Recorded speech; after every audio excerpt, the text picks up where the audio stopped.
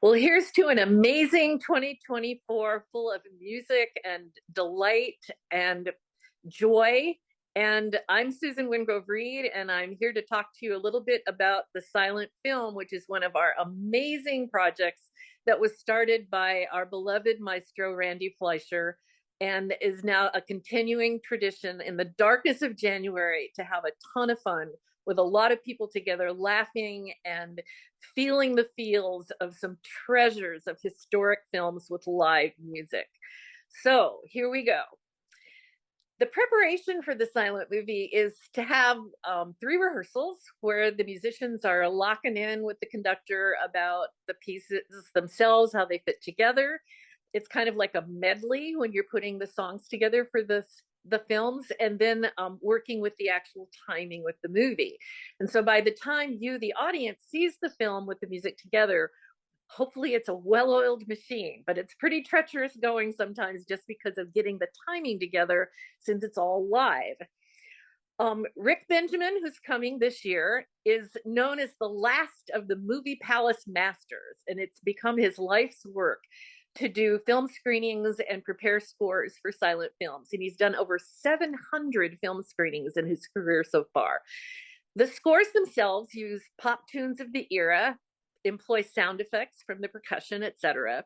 And there's actually 3 different kinds of scores that go with silent movies: an improvised score, which this definitely won't be, a composed score, another that this is not really, although it's been crafted very carefully by Rick, and then a compiled score, which again fuses songs together, and then there you have it. There are reconstructions of scores, and I'll talk a little bit more about the actual involvement of Charlie Chaplin with the music for his own films. But let's start first with discussing the life and the films of Buster Keaton. We have 3 incredible movies that will be shown as a single evening delight. The 2 shorts by Buster will begin the evening. He's one of the greatest comic actors of all time. His only anybody who would rank equally with him would be Charlie Chaplin. So this is an amazing night. He was a vaudeville star by the time he was 10 years old, and he had joined his parents on the stage literally when he was about 1 year old. He never used stuntmen in his films. Everything, it appears impossible, and he's doing the impossible himself. He was used as a living prop as a kid, tossed and thrown. He didn't really ever have much of an education due to his parents' career and his involvement on stage. His nickname is the Great Stone Face, and you'll see plenty of evidence of that in the 2 short features. Deadpan humor, not showing an expression, but you read a lot into what's not on his face. He was always optimistic and inquisitive as a character, and has the ability, even now 100 years later, these movies are absolutely amazing, that audiences can still relate to the melancholy sweetness of his films and the wonderful humor. The nickname Buster may have been attributed by Houdini, the famous magician, who made a crack about how he fell down the stairs, and a buster was the equivalent of a fall. And according to a dictionary definition, buster is the act of falling heavily. So that's where the nickname came. After the silence, he did uncredited work as the writer for Marx Brothers movies and Red Skelton. His participation as an actor with Charlie Chaplin in Chaplin's film Limelight led to a revival of interest in his silent film legacy. And if you've never seen the film Sunset Boulevard, the Gloria Swanson classic, that's your homework before the silent film night. It's an incredible movie, and he has a bit part in it in a bridge party. He also worked out a pilot routine for Lucille Ball for the I Love Lucy show. He's a stoic hero of the comedy of resistance, an uncomplaining man of character who sees the orderly world dissolve all around him and endures as best he can. And I love one quote I found him that read, "He's the chamber music master of comedy." Comedians continue to study his films and his work. The American Film Institute named him as the 21st greatest male actor of all time. Roger Ebert, the very famous movie critic, said arguably he's the greatest combination of actor director in movie history, particularly related to his films between 1920 and 1929. The feature-length film, The General, which we've done in the past, is viewed by many as the greatest comedy ever made and the best Civil War film. Keaton once said, "When we made the pictures, we ate them, slept, and dreamed them." And if you're looking for an incredible biography about his life and the movie times, it's a book by James Curtis called A Filmmaker's Life, Buster Keaton, and it came out in 2022. So now let's talk about the two shorts that will feature Buster Keaton. 1922's Cops. He was 26 years old, and he co-wrote and directed the film with Edward Klein. Keaton in this movie is a young man who accidentally gets on the bad side of the entire LAPD during a parade and is chased all over town. And it's one of his most iconic films.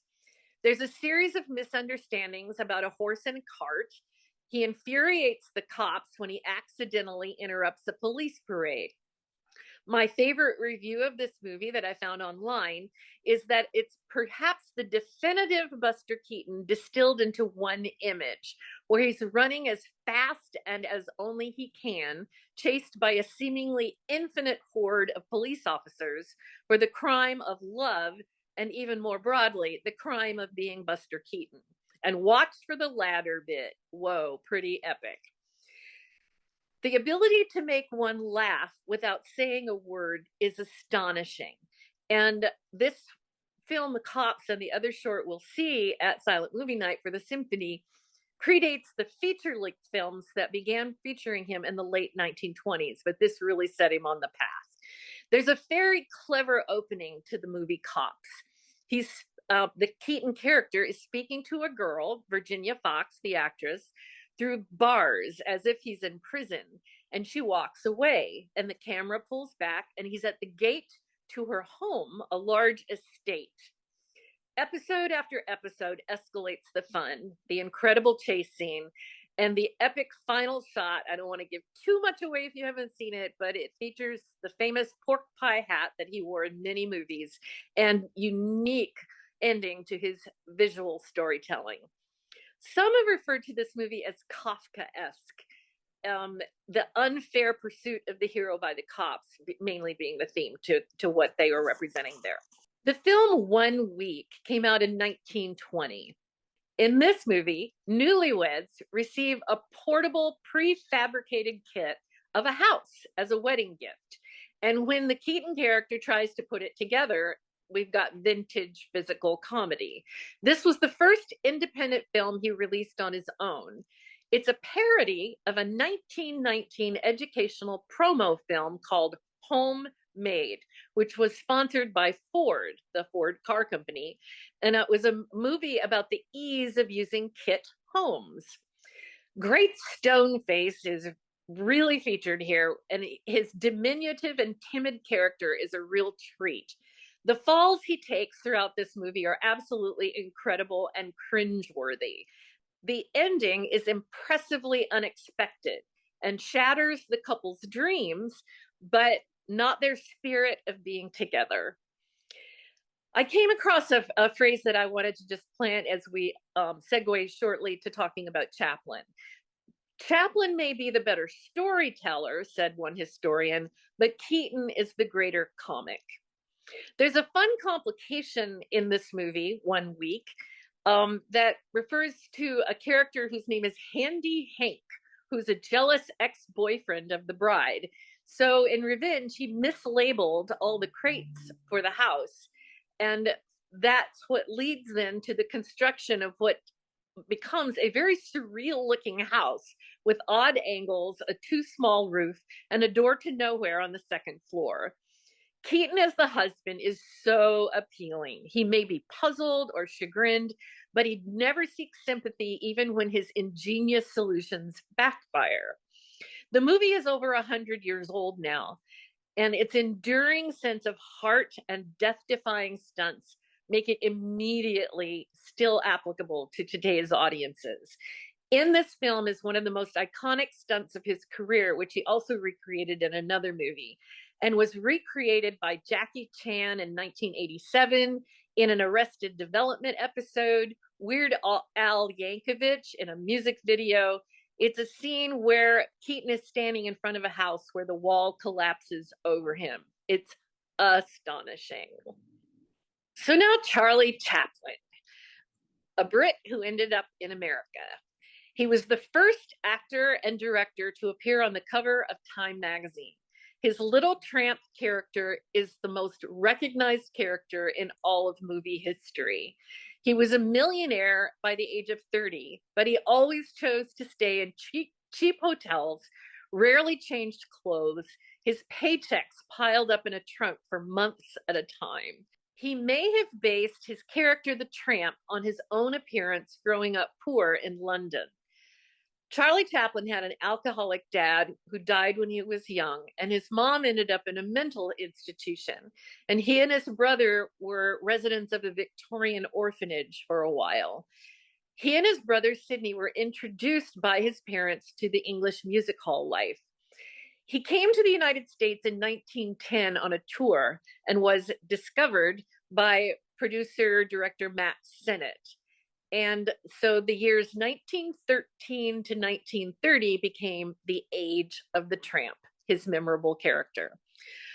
Chaplin had a complex personal life, multiple marriages. He had left-wing politics, was anti-war and anti-capitalist. So when the McCarthy hearings erupted in the 1950s, they wanted to call him forward at the hearings to accuse him of being a communist and blacklist him. But they backed down when he said he would appear as the tramp to mock them. However, they had their own revenge in 1952 as the McCarthyites and government banned him from re-entering the United States after a European tour. So Chaplin settled in Switzerland and never returned to the US for another 20 years.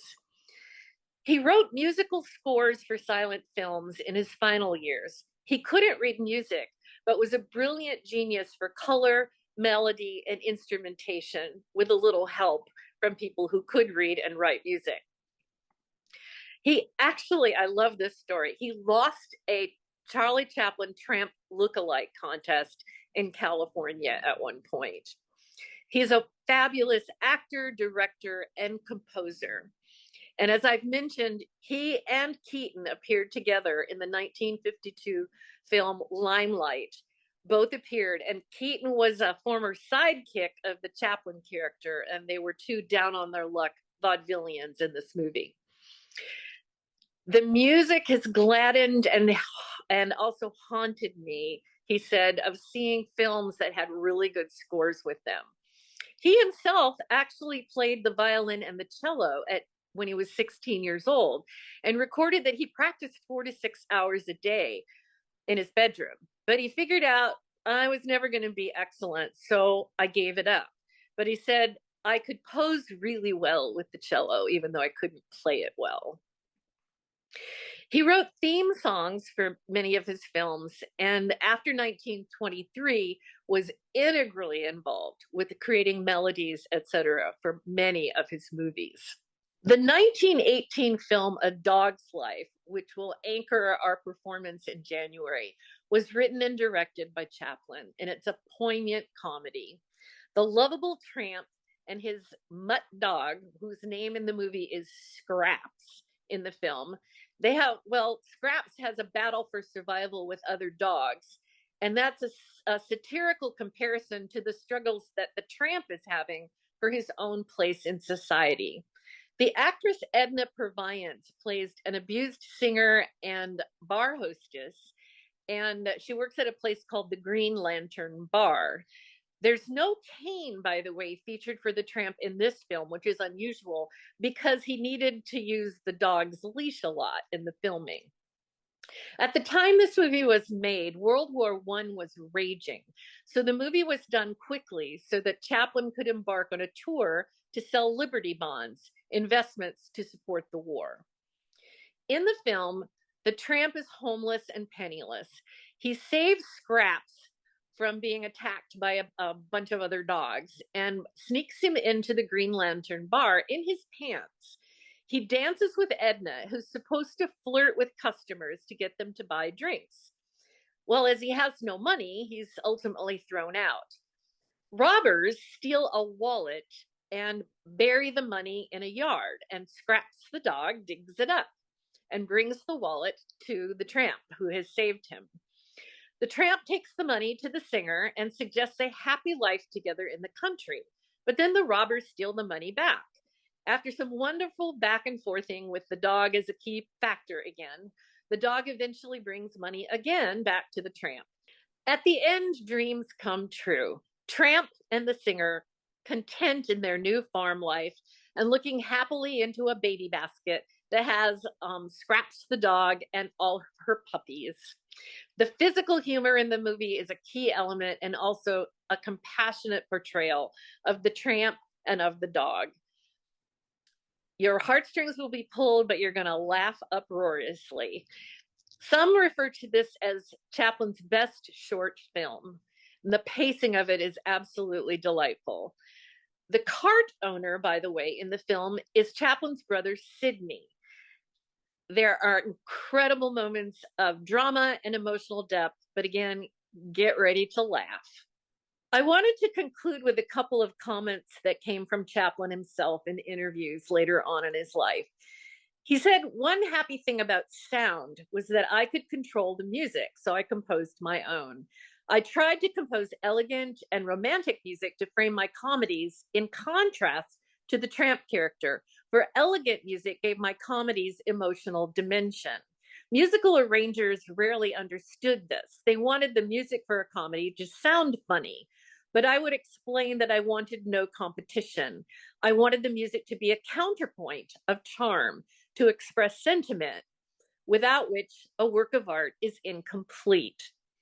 He concluded that interview by saying, "Nothing is more adventurous and exciting than to hear the tunes one has composed played for the first time by a large orchestra." And his final comments, I'll leave you with Chaplin. I found this absolutely lovely. "Writers are nice people, but not very giving. Whatever they know, they seldom impart to others. Most of them keep it between the covers of their books. Scientists might be excellent company, but their mere appearance in a drawing room mentally paralyzes the rest of us.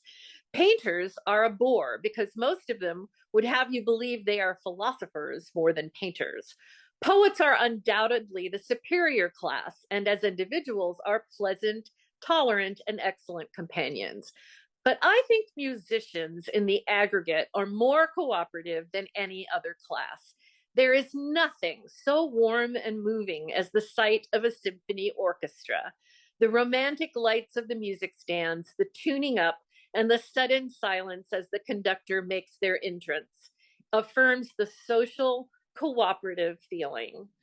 So get ready for some warmth and light and live music with incredible classic films as yet again your Anchorage Symphony presents Silent Film Night.